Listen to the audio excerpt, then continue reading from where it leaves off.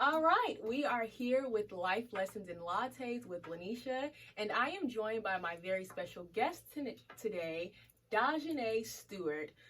She has been one of my very good friends ever since middle school.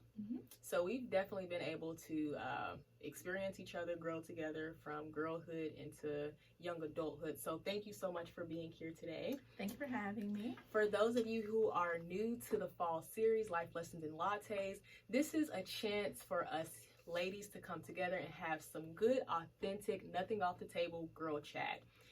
This conversation will largely be based on my newest book, Maximizing Her, Navigating Life After Girlhood. This book it's 7 chapters, and it largely talks about life, legacy, tradition, and life as we women know it. It was written as a devotional to my future daughter, really taking the time to introspect and reflect and say, what are the things that I would want my young daughter to know going from girlhood into womanhood. So today we are talking about chapter 2 of that book, and the topic is Men Are Flawed. Let's see. Man, in my 24 years of living, I have definitely learned a lot about that. And let me slow down a little bit. Tell us a little bit about yourself. My name is Dajhanae. I go by Nay. I've been knowing Lanisha since 6th grade math class, and we've remained friends for... Did we meet in math class? I think it was math class. Miss Lisa... I don't know her name, but I know a fun fact. She dated Tom Cruise. I think she went to Mill High School. Oh, wow. Yeah, I think 6th grade, Team Blazers. Were you on Blazers? I wasn't on Blazers. I feel like we ended up meeting some weird way in 6th grade, and then we became best friends in 7th grade when we were on the same team. I do not remember, but I remember once we became close, it was almost every weekend at your house. Yep.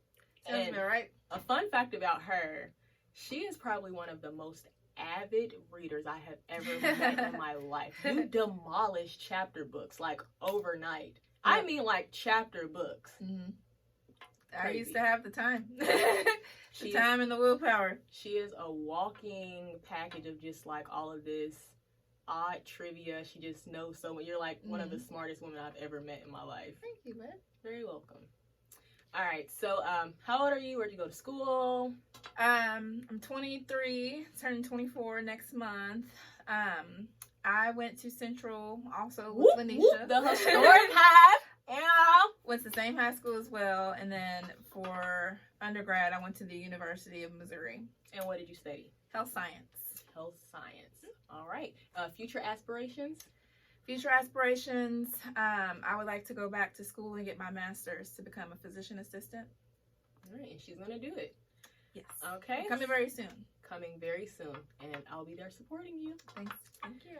All right, so on this session today of Life Lessons in Lattes, we are talking about Men Are Flawed. This is chapter 2 in my book.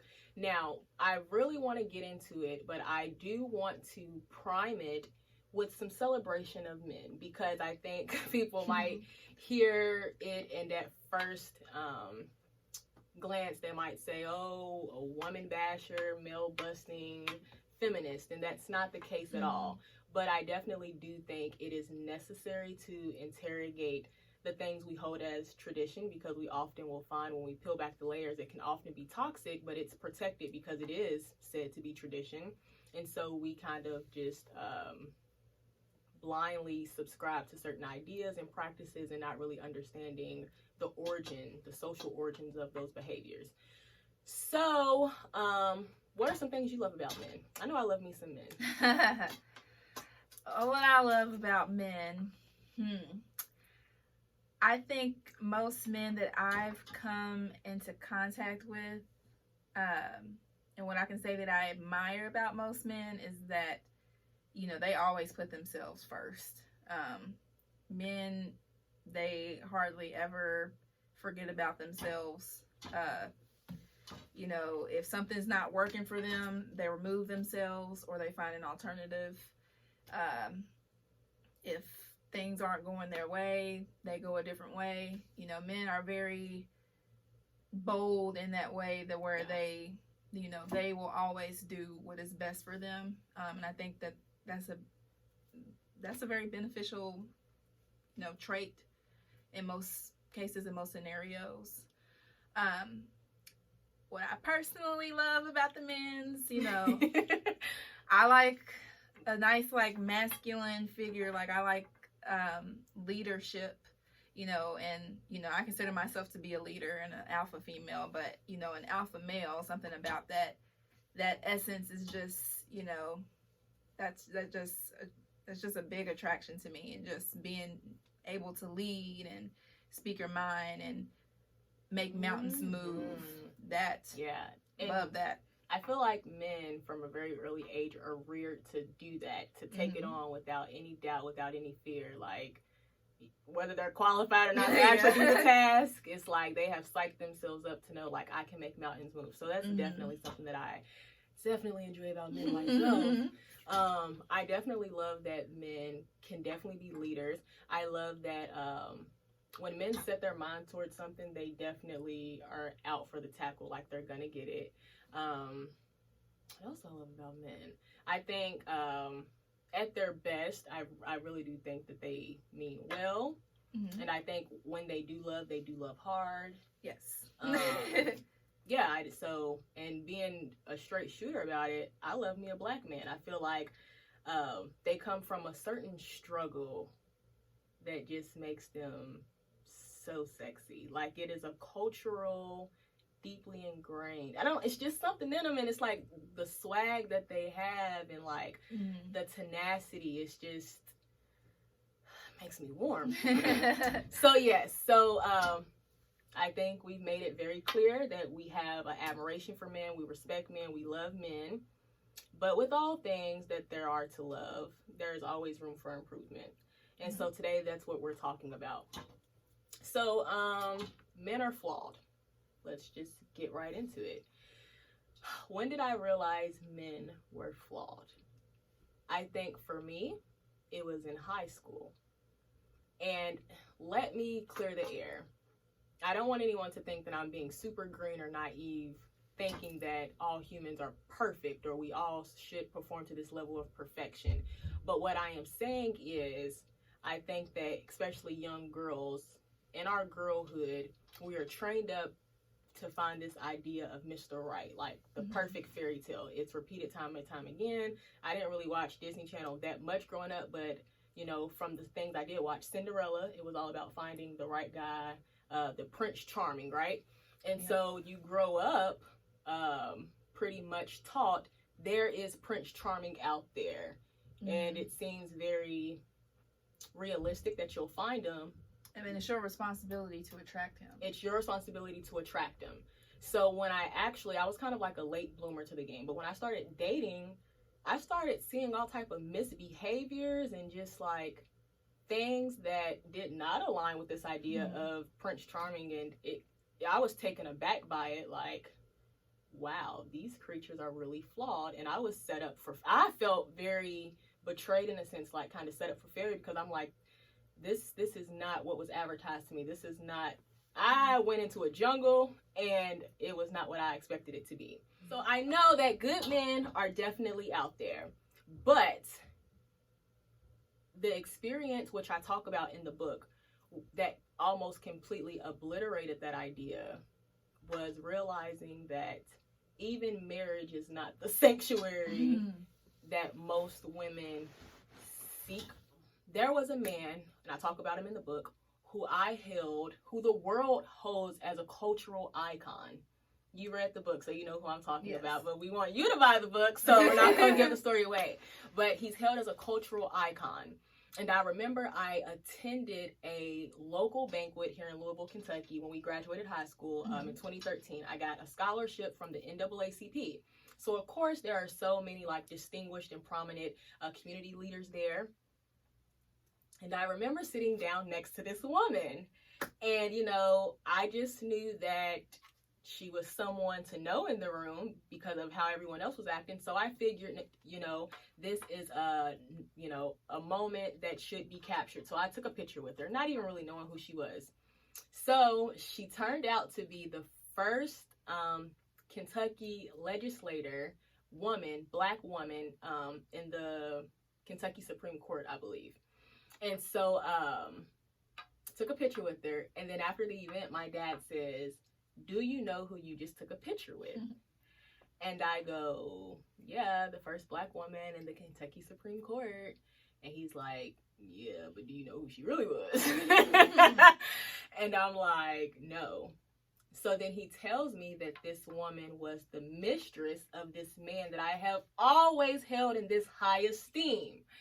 And I remember my heart just kind of sinking into my stomach like, oh my goodness, if this man who I have equated with integrity, honor, respect, and just, you know, being an all-around distinguished, noble man, if he had a mistress and he is upheld in such a prominent and powerful position, what hope does any other man have? Right. And I remember just feeling like,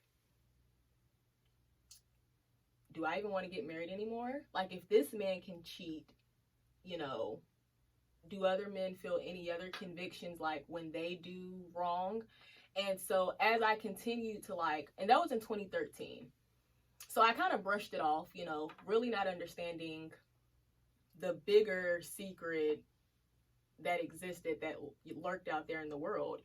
And then, you know, the more that I started hearing my girlfriends go through their relationship problems, and you know, I was just hearing things about the reality of like relationships and marriages. I remember, Dajhanae, it was like a taxing assault on all of my dreams. Like, it literally kicked into high gear, this personal anxiety, like, I don't think I want to get married anymore. So when did you realize in your womanhood men are flawed? In my womanhood, what age? What age are you talking?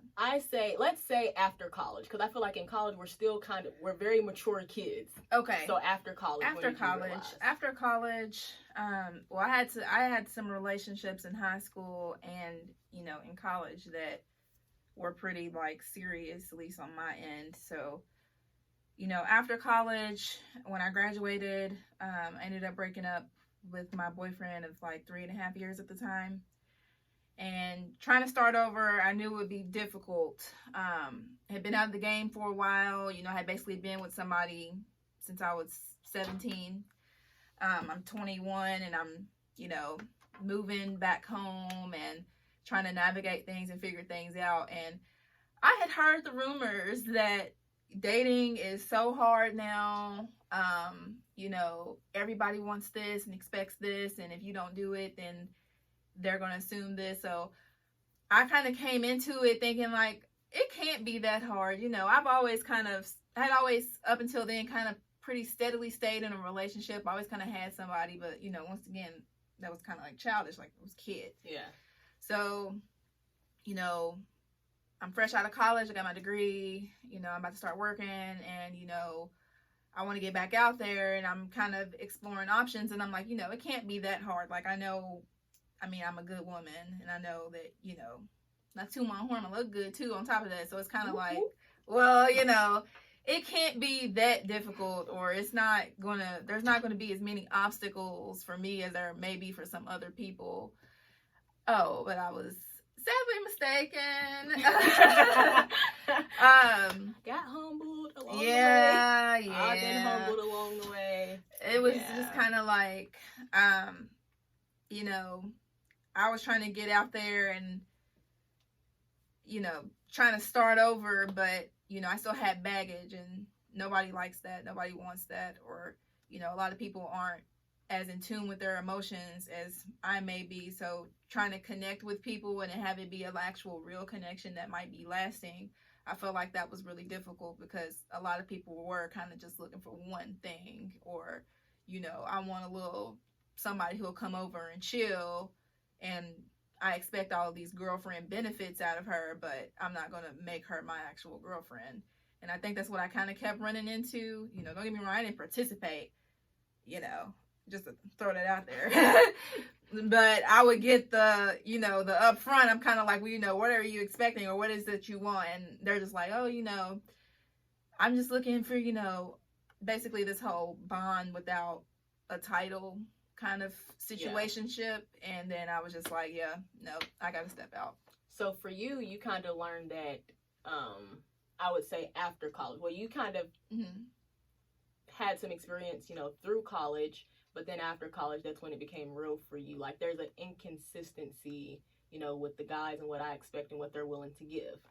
Yes.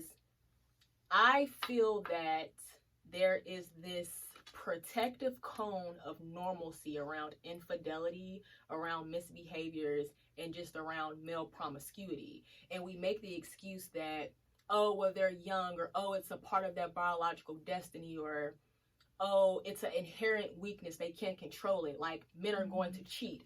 And here is my issue with that, and it literally, I can just feel the heat rising up my back because I get so angry about it.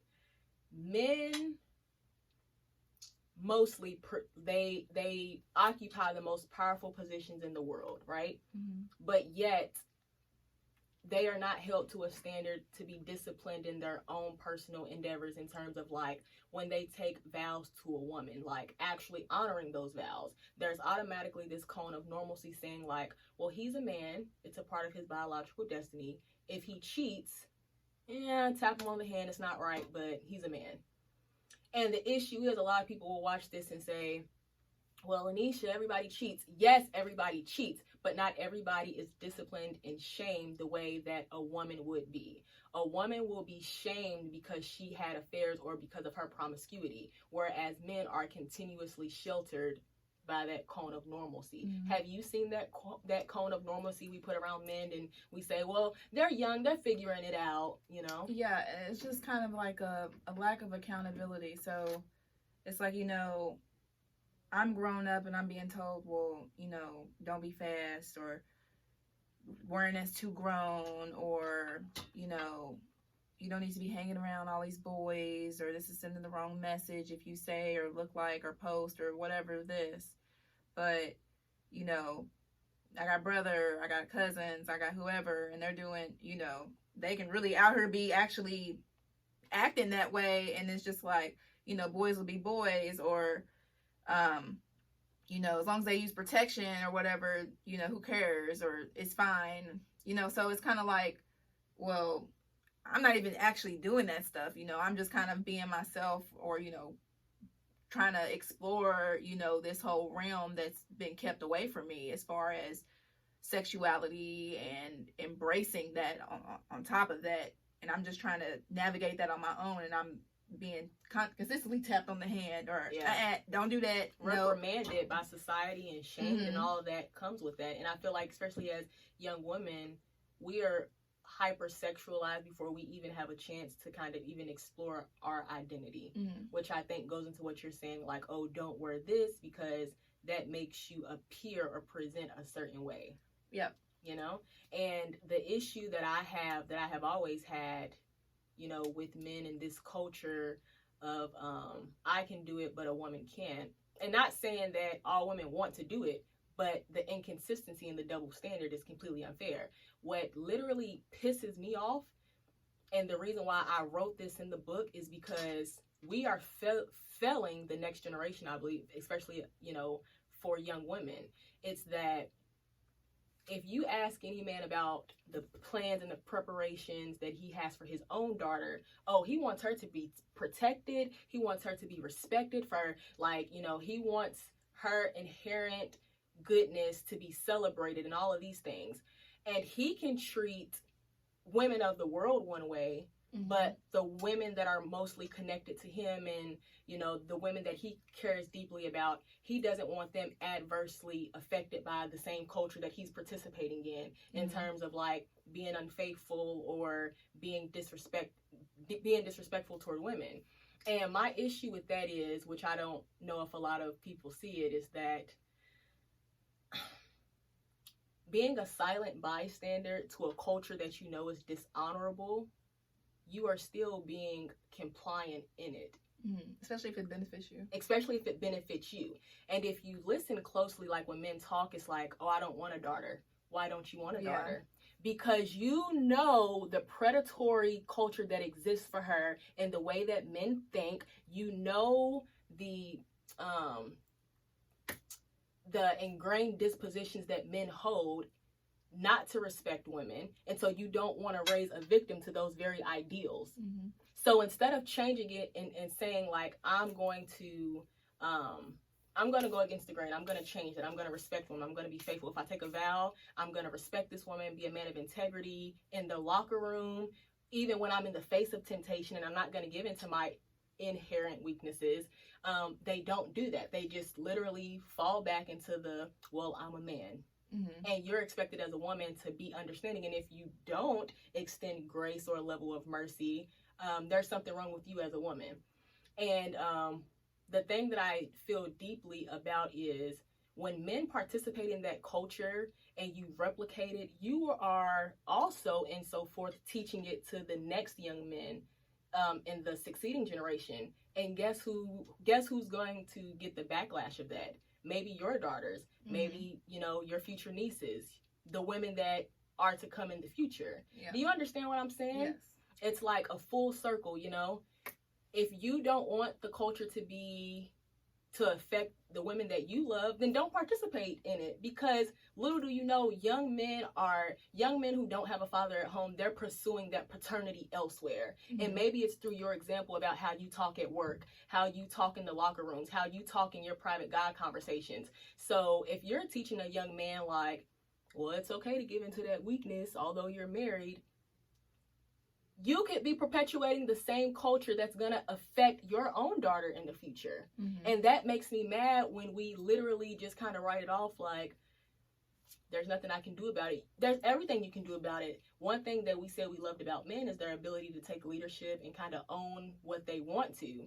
I feel that a man can definitely have the engineer to power what his life is going to look like. Mm-hmm. I believe that men are very powerful in their ability to profess. That's why I deeply believe, like, if you're in a relationship and a man doesn't profess, a rank for you in his life, then he doesn't really want to be with you, because any man that's serious about something is going to profess it.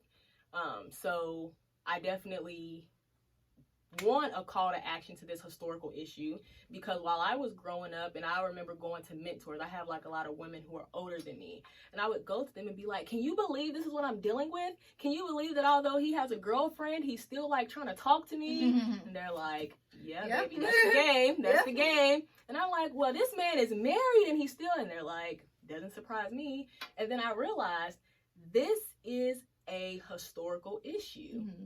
It has been repeated time and time after generation. So, being that obviously not all men are faithful,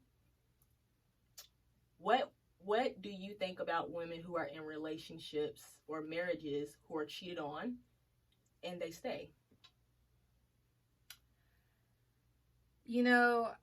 Every relationship is different. And everyone's history before they came into that relationship is different as well. So, if it's a young woman who's in a relationship with someone who is, being unfaithful consistently or has been, and, that young woman or grown woman even grew up or had experiences where, she felt like she wasn't worthy, or she felt like she wasn't good enough, or, that she felt like she had to take the last scraps that were available to her for whatever reason, if that's something that's ever ran through her head, then when she's put in the position or the situation where it's like, okay, I got cheated on, a lot of people will take that and blame it on themselves, especially if you have that history of those kind of things happening to you, or, whatever experiences you had in your childhood, whatever the case may be.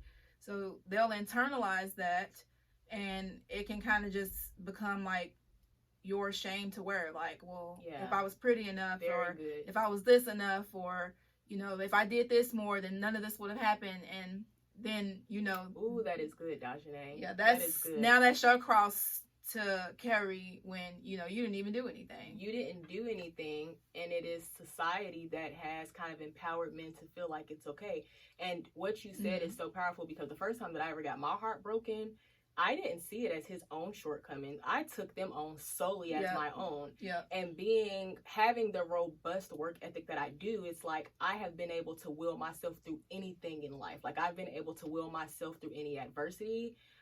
through any discomfort. I've been able to like will myself to success. Mm-hmm. So I applied, I the same thing that I've been doing in my 12 years of school, my 4 years of college, I did that in this relationship, and I tried to will everything in it to work, and I failed. Yeah. I didn't look at it as like, he didn't do right. I looked at it as like my personal failures. Yeah. And then it became, certainly it's your shortcoming. It was my shortcoming, you know? That's I think that's a large reason why, because I mean, women we're fed insecurities from day one. So, you know, you got to be skinny, you got to look like this, you got to have this type of hair, especially Black women. Yeah. You got to have some hips, you got to have a body. If you don't, you're too skinny, but you don't want to be too fat. If your hair's too nappy, your skin's too dark, or even you're too light, you don't even look Black, you don't fit in here. You know, so, you know, we're fed that from like day one. So a lot of us do have those vulnerabilities to where if something happens to us, even if it's an actual something that, you know, like being cheated on, that doesn't have anything to do with you, but you'll take it and you'll internalize it because you've been fed these insecurities about yourself from the time you were a little girl. So I think that in most cases is what happens. And then, you know, you kind of stay just because, I mean, what else are you going to do? What else are you going to do? What other options do you feel like you have? And then it's like, if you leave him, you know, you'll miss him, but you don't feel like you can get anybody else because you've already convinced yourself that there's something wrong with you.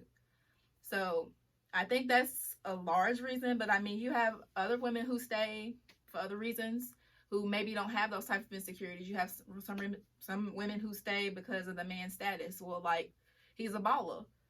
I want to be with a baller. I don't care what else comes with it. He's buying this. He's providing this. You know, that's what matters to me. I don't care about what he does outside of this. I just want my money in my account. I just want my bills taken care of. I just want to not have to work. I just want him to take care of me, and whatever else he does, he does. Some people have that too. And then, you know, there's some women even, you know, who stay for like kids. Yeah. Like, I don't want to break up my family, you know. By filing for divorce, I'm breaking up the family, even though he stepped out with somebody who's not in this family. Like, so, you know, that kind of thing. Like, there are like multiple reasons and why women stay. Yeah, and you kind of have to examine the relationship and the history of both of those people as to why are they still here. You know, and one thing that I think it's very important to say is, do you consider yourself a feminist? I do. A womanist. I consider myself a feminist, womanist. How would you describe it quickly? A feminist or a womanist? I would say that I see women and men on the same plane. Perfect. And I think that's exactly how I would do it, is literally creating the space for women to equally occupy them. That's how I would describe like my intention behind being a feminist, right? But one thing as a feminist that I think it's important to highlight, sometimes we get caught up in this liberal wave or this conservative wave, when really the bottom idea should be supporting a woman's right to choose. Mm-hmm. So if she wants to stay in a relationship and work it through for whatever reasons, maybe her religious background, or if she wants to leave and say, I'm not subscribing to the traditional ways that my grandmother and my mother did. You mistreat me, you take me in front of all of our friends, our family in holy matrimony, and you go before God and you tell God you're going to honor me, and then yet you blatantly fall prey to your inherent weaknesses and you cheat on me out of your flesh, I'm leaving you, you know? Mm-hmm. And so obviously y'all can see where I stand on that if I was to get cheated on and I was married. But I think supporting the idea, saying, you know, I don't agree with why you're staying, but I support you, sis. Mm-hmm. That doesn't make you weak. It doesn't make you dumb. It doesn't make you less of a woman because you choose to stay. I think that's important to note. So I wanted to say that to personally, you know, encourage any woman watching, like, we're not judging whatever decision you do make for your life. I don't think a woman should ever be victimized for surviving in a situation that best serves her. So if staying best serves you, as long as you're not getting beat violently, I support it. Right. Moving on to the real deal, the juicy question. Mm-hmm. If you were married, would you stay in a relationship in which you were cheated on? And mind you, this relationship, well, I guess it's more than a relationship because it's under sacred covenant. Mm-hmm. You're in covenant. Would you stay in your marriage if you were cheated on and he broke vows?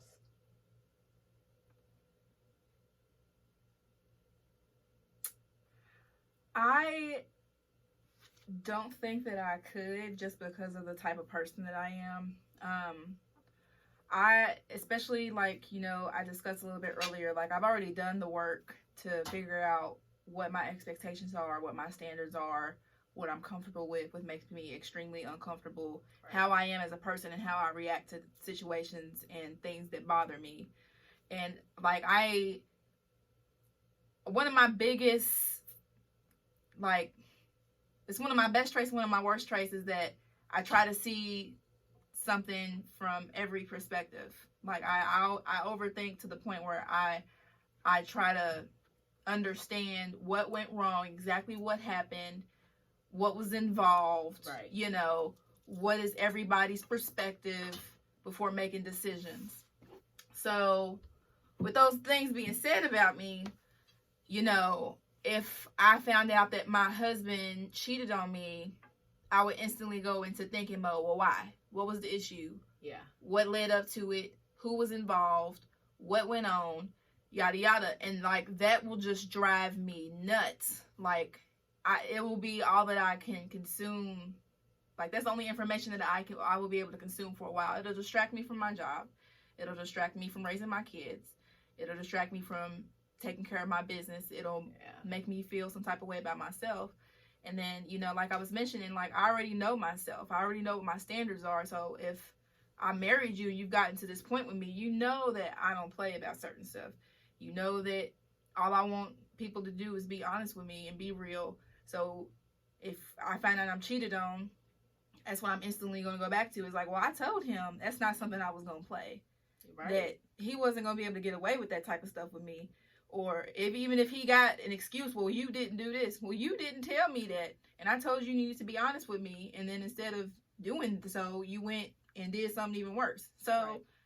It's just like, I wouldn't be able to rationalize it. Like, as hard as I try to, and as much as I overhash things in my mind, I just wouldn't be able to rationalize, because you knew up front. Whatever the reason may be, and as much as I can sit here and overthink it and maybe even come up with excuses for you and your actions. Yeah. At that point, you're not doing me any good. Like, what are you doing for me other than making me run through all this in my mind because of something that you did? And that can be emotionally battering to a person and traumatic to like exhaustively keep going through, like, what did I do? Because once again, you're doing the very thing that most women do. We personalize that failure and we take it on as like, I failed. He stepped out because I didn't do something. Posing the same question for myself, would I be able to stay in a marriage where there was infidelity on my husband's behalf? No. I figured. And then, you know, what would we say to those people that say, you guys are young, you don't know what you'll do unless you're in the situation? What do you say to those people?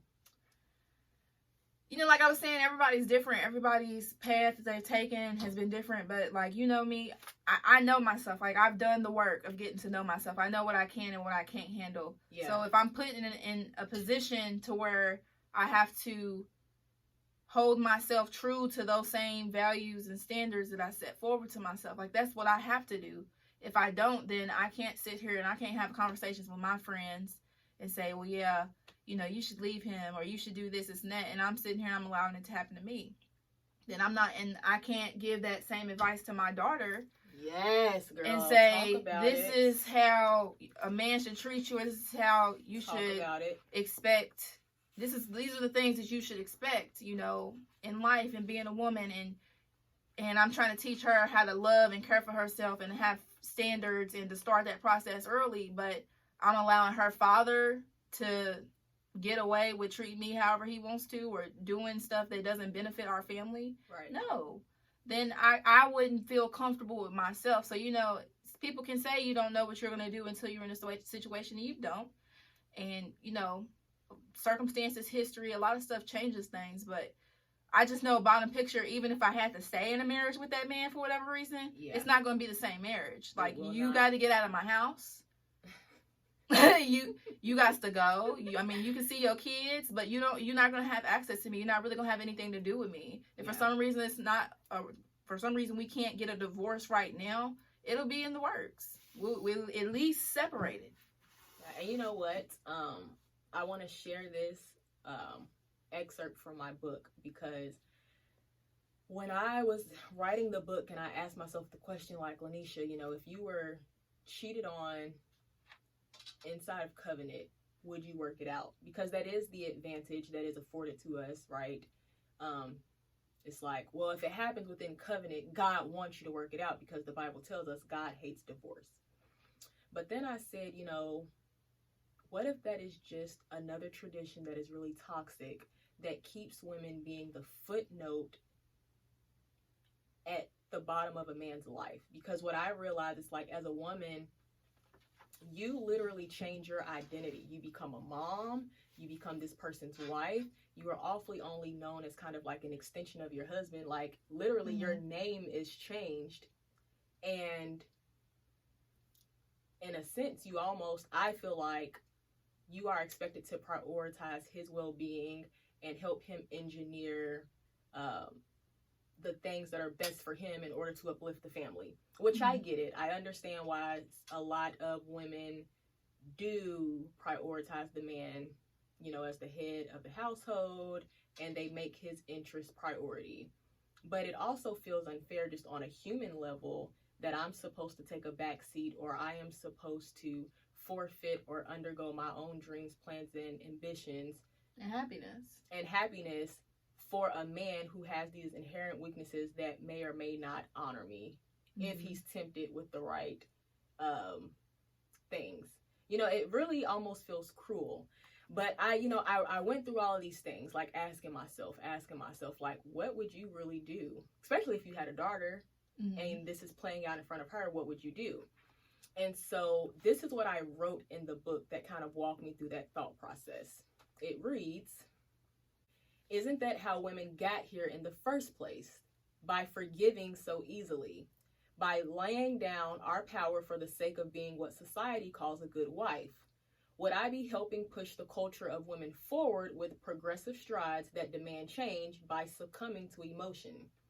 I was inclined to think that maybe this started centuries ago, and it started off small, but then it grew. Fathers teaching their sons aggression and conquest, and women teaching their daughters passivity and forgiveness, creating the issues of today. We make excuses, you know, why women should stay, but do we really ever take the time to really examine, like, what that does to a woman's health? She will not be the same woman, like, once she's cheated on and disrespected like that. So, and not even just mentally, but physically. I mean, you could have given her something, like, yeah. Oh, yeah, for sure.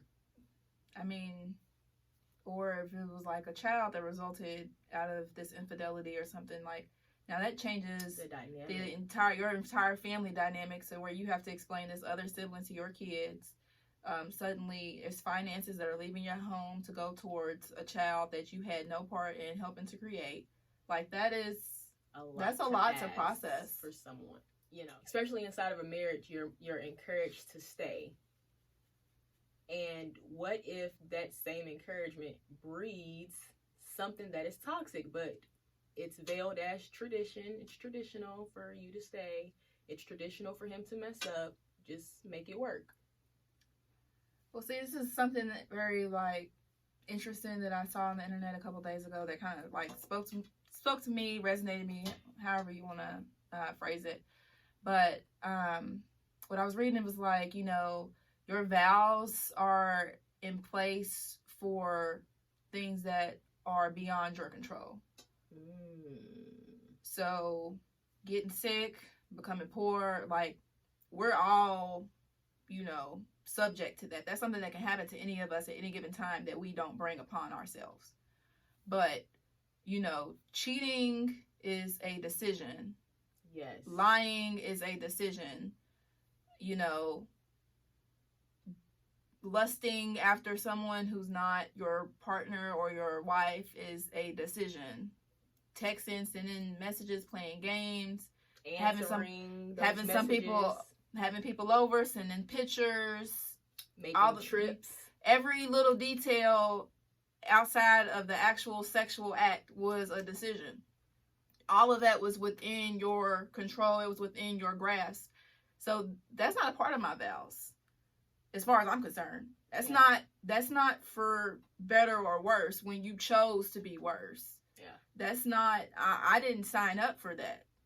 Mm-hmm. That's not me, at least not me personally. You know, like I said, everybody's different, but me personally, that's not what I'm signing up for. I'm signing up saying that if for some reason something happens and it impacts our marriage that we can't control, I will stand by you because I'm choosing to go on this life journey with you under the impression that you won't do anything that will negatively affect me, my mental health, or our family unit. Mm-hmm. That you won't make choices that will negatively impact us. And cheating is one of those choices. I definitely agree. There's a lot of premeditation that goes into it. Like, if you have to cover up the text, or if you have to use coded language so it doesn't aggravate her or set off, you know, her attention, like, where did he say he was going? You know, then you are consciously aware of the fact that you are walking in deceit. Yes. And so, as you said, that is a very conscious decision. And so, what I wrote in chapter 2, Men Are Flawed, it really was an honest wake-up call in realizing, okay, this Prince Charming guy, even if you do find him, he's not going to come without his shortcomings, which are not entirely his fault. Mm-hmm. He has been reared and protected by society, telling him it's okay. I feel like men get extended time in the play box, especially when it comes to our Black men. For whatever reasons, the centuries of trauma that is rooted and that has filtered them into positions where maybe they feel like, because I don't have power in society, one place in which I can find achievement is through the fleeting pleasures of being promiscuous with different women, right? That creates an issue for the Black woman. Right. You know, because it's like, since you don't feel like you have a position of power in society or in the white man's world, the one place where you feel like you can have power or have some level of achievement, it's the very space which literally decimates and breaks my heart. Mm-hmm. You being unfaithful, you not being willing to pursue an intimacy with me. I've experienced it all. But I definitely do think we have to hold men accountable, yes. Especially as the women right now who have the chance to influence what the next generation of like young women will subscribe to. Because it's so funny when I talk to a baby boomer or the generation before that, I can't bring it to mind right now, but anyone 60, 70 years old, it's like, oh, you stay and you work it through. Like, I was married for 50 years. I've been married for this many years. And it's like, you just stay. And to me, it was like, man, what is so magical? Like, please give me the cheat sheet on what you're doing to make it work. And it's not that they were with perfect men. It's that they stayed even after those trespasses. And, you know, now our generation of the millennials, 35 and younger, it's like, we actually have the advantages and the space to say, no way, Jose, I would rather be single. I would rather adopt. I would rather go into single parenthood than to immerse myself in something so toxic. I am not my grandmother's generation. Right. And I think that's the space in which I find myself in. It's like, I'm not, to me, being married 50 plus years is not, it's not really noteworthy if I am going to bed unhappy every night. Yes. Now, if I can find me a good, faithful, wholesome, decent man of integrity who is honorable, who will respect me in the same way that I have plans to respect him, baby, let's do it. Let's do it big. You want me to take your name? I will not hyphen. I will take your name. But I'm 50 not, years of unhappiness is not an accomplishment. It's not an accomplishment. And I think our generation, and I think we're kind of frowned down upon for that. It's like, oh, this new wave of women, they're different. They're gonna leave. Darn right we're gonna leave.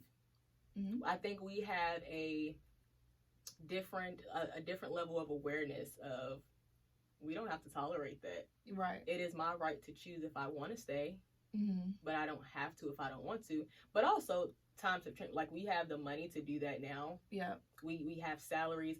It wasn't until, the 1970s that women could have a credit card. Okay. So, I didn't know that.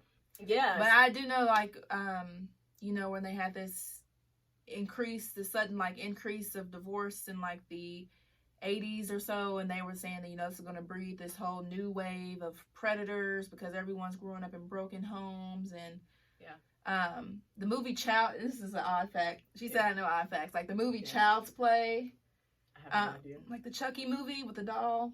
I don't watch. Okay, it's a horror movie. But that movie was created because like the mom in that movie was divorced, and this is an 80s film, and she's raising a single son. She's a single mother raising her son alone because she got a divorce, and then this doll comes in and starts killing everybody. So that was kind of playing on this fear that,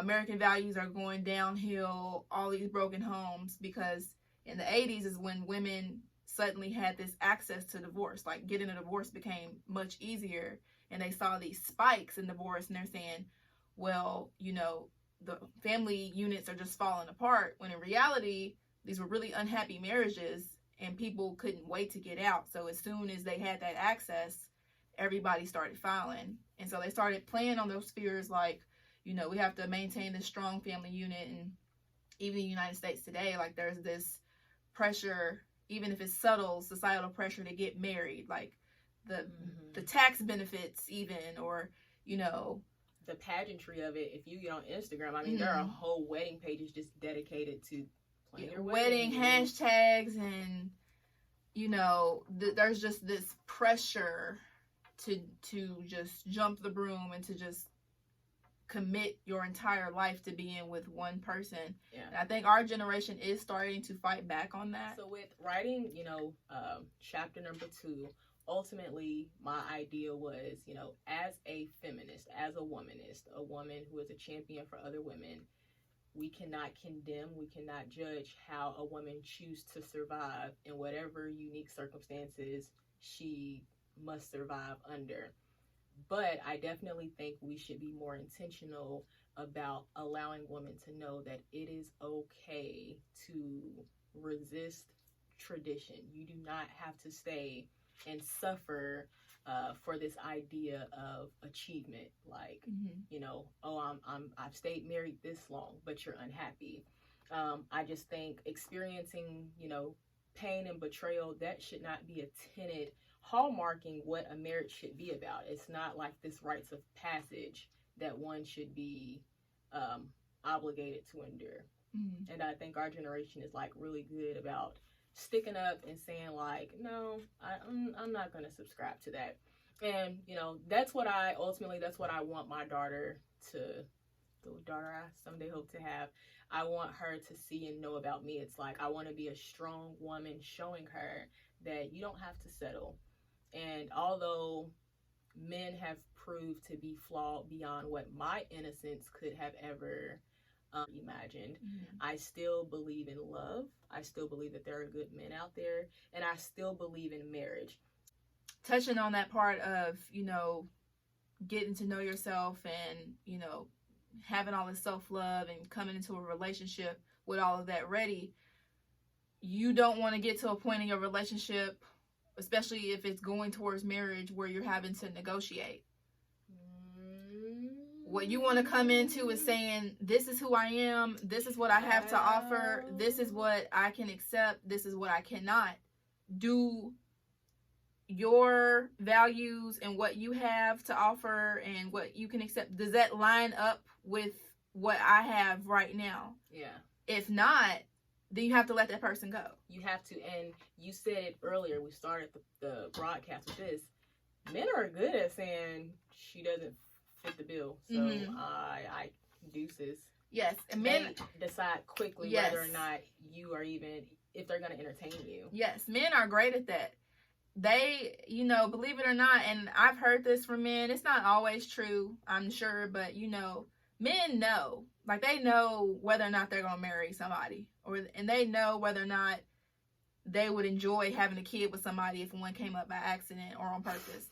Men know. I am tickled. Men know that stuff, and they know it very soon within a relationship. So it's just like, you know, you're sitting here and you're a woman and you're trying to make this work because you want to be with this man. If you're forcing it, he's already made up his mind about you. He just doesn't know how to tell you. But he wants to continue having access to you because you do something for him. That's why you're still around. Woo. Girl, you just read me. Honey. Like, you're disrespecting me on my show like that. You do something for him, so he's keeping you around, but he's not going to wife it.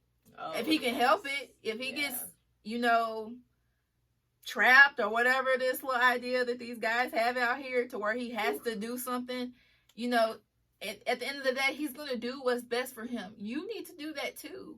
You need to prioritize. We tell boys from early on that, you know, make a decision, man up, handle this, handle that.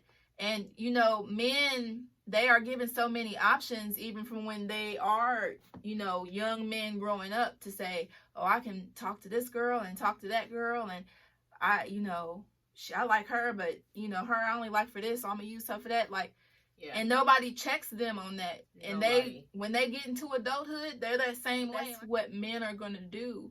So we as women, we have to put ourselves in a position to where we recognize that and we adopt that same mentality. Yes. Not to say that you're going to use or abuse people or, you know, string people along, use them for what they can offer you and then dump them when you're done, like how some people do. But you just have to be aware that if this situation is not benefiting me equally as it is him, or I feel like all of my needs aren't being met, or I'm having to negotiate my standards in order to stay with this particular person, then this is not the situation that I need to be in. This is not what I signed up for then. I need to remove myself and explore other options. Men, they don't do it, and they don't do anything really until they are ready. Yeah.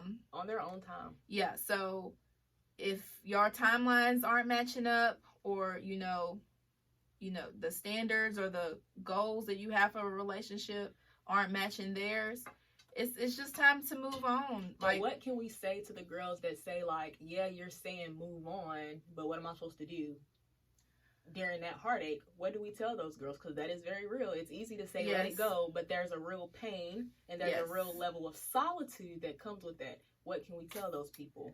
I can say that being alone is better than being with someone who is not going to love you, appreciate you, or do the bare minimum that it will take to keep your presence in their life. Yeah. Somebody will give you what you want the first time. Yes, they will.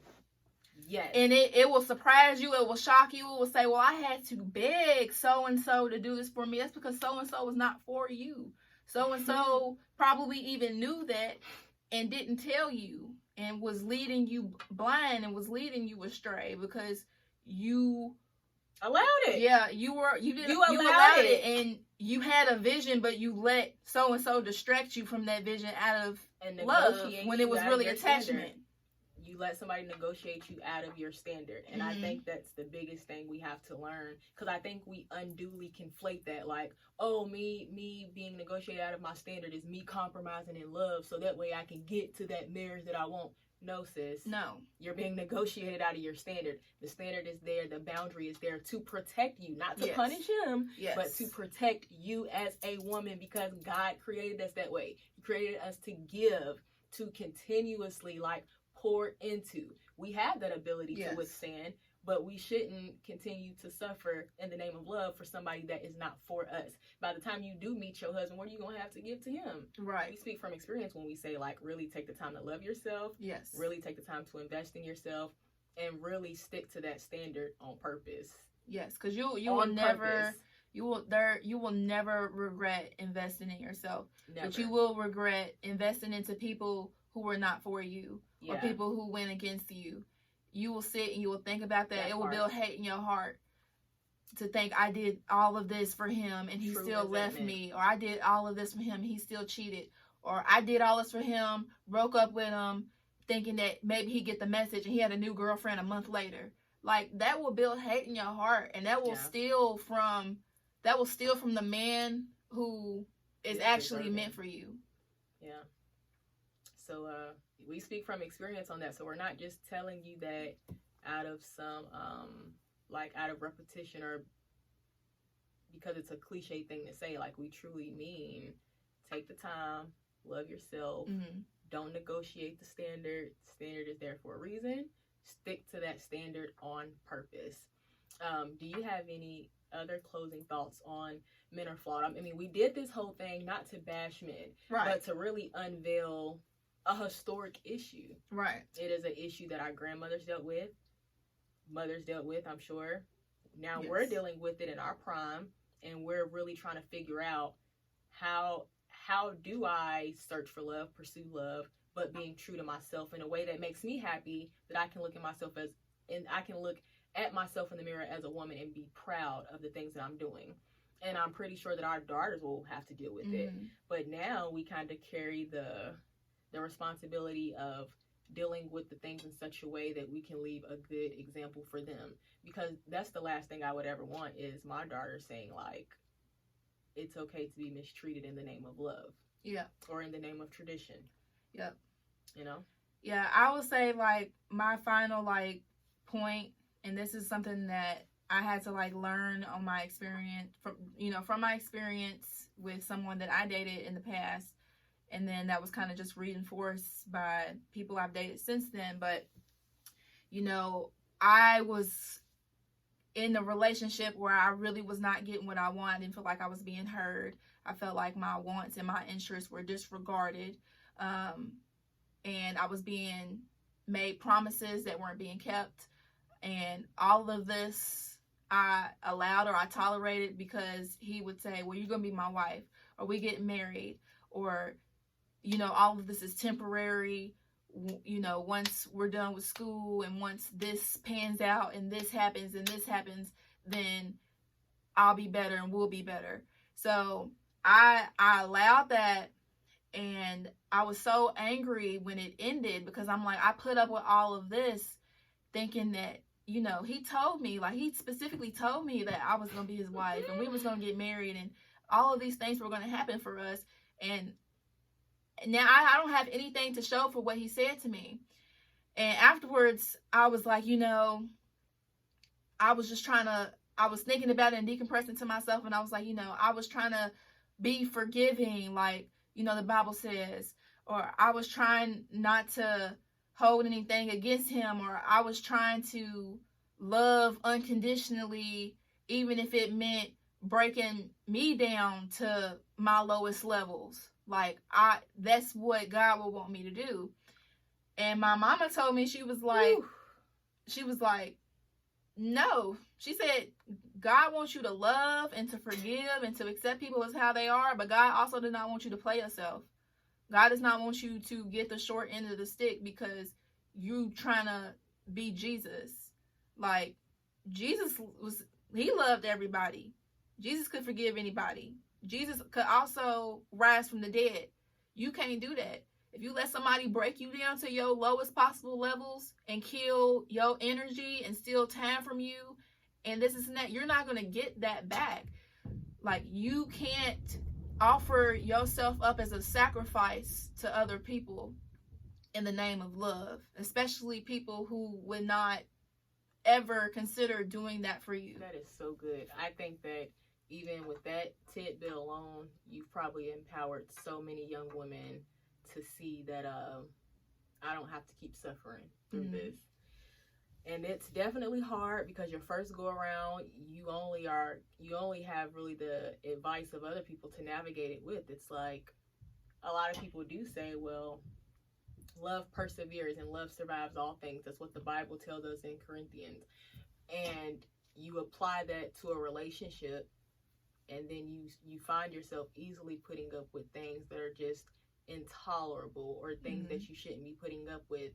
And so what I would like people to take from this, especially like men, a call to action to do better, to lead with integrity, to lead with honor, and to do unto other women the things that you would want done to your daughters or even to your mothers.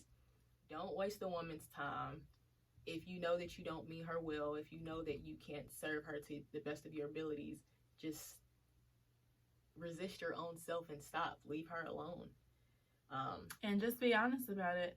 Be honest. There's nothing to lie about and say, oh, it's not you, it's me, or oh, I'm working on me right now, but then you got another girlfriend a couple weeks later. Like, you know, yes, there are some people who are triggered by like, oh, I don't want to be with you, and there's some people who really cannot deal with rejection well, but most people and most women, especially women who have been in a situation for too long and they not getting what they want, they just gonna be like, okay, cool, well, I need to move around, I gotta get out of here.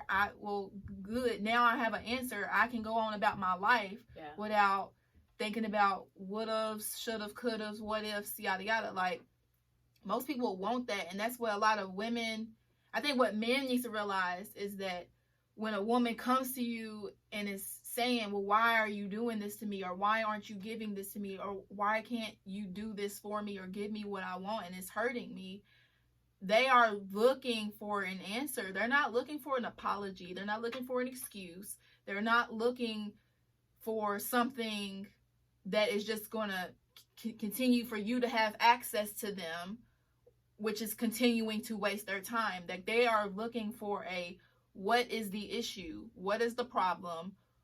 What they want to walk away, but they don't, because they think that you're equally invested in this, or they think, or they believe, maybe off of stuff that you told them just to keep them around or to get them there in the first place, they are truly believing that y'all are in this together.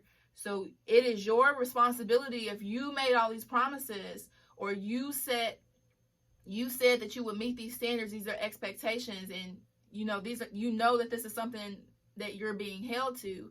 If you don't want to do it anymore, you don't want to be with that woman anymore, you are exploring other options, you have the responsibility then to say that. But voluntarily, you have this relationship with someone, you have put yourself in a position to where you are going to be held accountable by them. Yeah. You need to be honest. Mm-hmm. And I think earlier you said, when a woman comes to you and she wants answers, like, she's not looking for excuses, she really wants an answer. I think throughout generations, all women have wanted those answers. Mm-hmm. No matter how wise, no matter how many years a woman has been married, when I ask her, why do men do that? They can never give me an answer. I'm just simply left with the puzzle pieces of, that's just how men are. That is just the nature of the beast. That's just how it is. And I think the issue with me is that I find that unacceptable. Mm-hmm. I have so much emotional and social unrest with that answer of, that's just the way they are. Because then it holds no one accountable. There's no culpability. It holds no one and then there's nothing that can be, then if you say it that way, there's nothing that can be done to change anything, because apparently everything's inevitable. Start, you know? Yeah. And then that really goes on to have a huge effect in how we pursue what our relationship's going to be like, what are our standards going to be like. Well, if I get married, can I hold him accountable to fidelity? You know? Yeah. So that's what chapter 2 is about. It's about starting conversations like this. And so I think we've had a very deep, wide, rich conversation about why men are flawed, but ultimately I think what we really want is just a call to action and encouragement to be better, do better, and be intentional about doing it.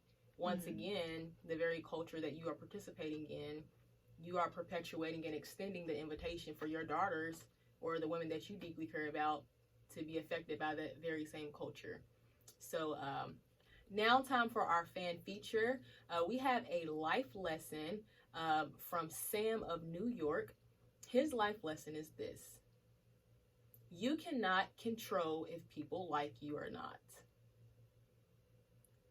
All right, what do you think about that, Dajhanae? That's true. I mean, I've known a lot of people who tried to force themselves down my throat.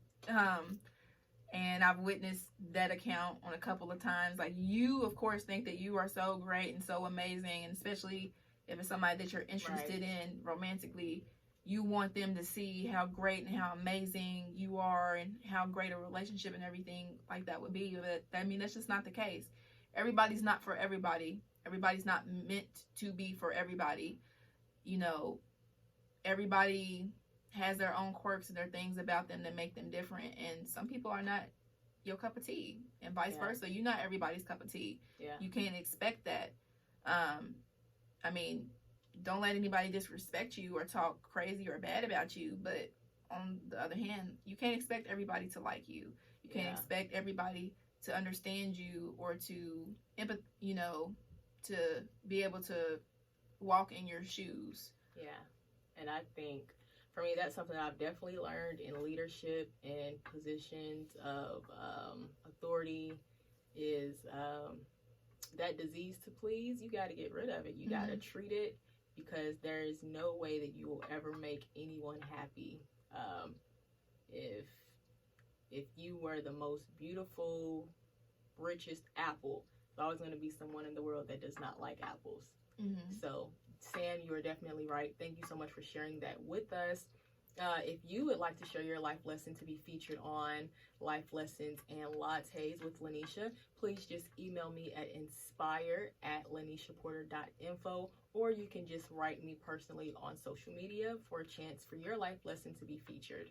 In the chapter, I end the chapter in that book saying, at the end of the day, nobody can recommend to you what type of woman you are supposed to be. What you can only do is gather your own evidence in this life and choose where you want to align yourself. Quickly, tell us, what is the woman, who is the woman that Dajhanae is going to be? Who do you choose to be? I choose to be unapologetic, both about who I am as a person and the qualifications that you have to access who I am as a person. Right. I choose to be understanding, but not gullible. I choose to be genuine, but not to overshare. I choose to be vulnerable, but guarded when need be, and when I'm shown especially that I have to be. And I choose to be a woman who's very particular about who and where I invest my time and my energy. Very good. Definitely new age woman. I love it. All right, so I definitely have no doubt that when I have some beautiful nieces from you, they will be very well guided. So thank you for that. As for me, the woman that I choose to be, Lanisha Porter, I definitely want to be the type of woman who fights for marriage as it should be and not settle for marriage for how it is currently in our society. I think that about covers it for me. Thank you so much for tuning in with Life Lessons and Lattes with Lanisha. Thank you, Dajhanae, so much for being so open to dive into this conversation. I know that a lot of people would kind of retreat and shut their mouth before they even began their talking about it, but we're pioneers. We started the conversation. We hope that you continue it. Tune in next Thursday at 8 p.m. and we are going into chapter 3, When You Meet Him. We will see you next time.